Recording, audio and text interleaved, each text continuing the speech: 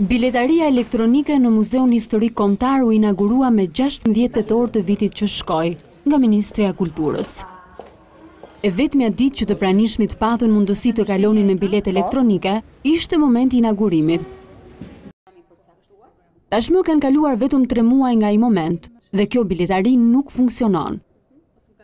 Duke si lançimi i kësaj biletarie bashkohore ishte një show i rrallës, i cili u publikua dhe në faqen zyrtare të Ministrisë së Kulturës, ndërsa sot askush nuk mund ta përdor. Biletaria elektronike ekziston në muze, por nuk është vënë në punë vetëm atë ditë e inaugurimit. E kemi më të lehtë edhe për të bërë për llogaritjen e vizitorëve dhe për çdo gjë.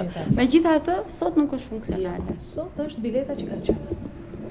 Ora është 11:45 minuta.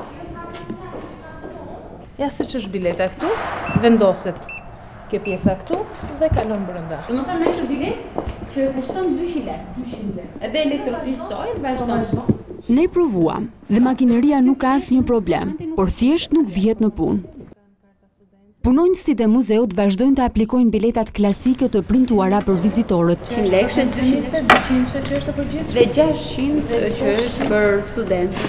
Kjo biletari u vu në punë vetëm për një ditë në sajt të një projekti të financuar dhe zbatuar nga Fondacioni Shqiptaro-Amerikan për Zhvillim, mbështetur nga Ministria e Kulturës.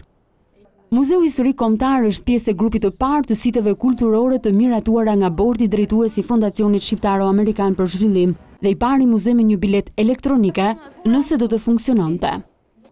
Sistemi elektronik synonte që të arrinte dhe të njihte të drejtën e të ardhurave të gjeneruara nga vetë siti apo muzeu, si dhe të zbatonte mekanizmin e qëndrueshmërisë në vetë administrimin e tyre, gjë që deri më tani nuk ka ndodhur.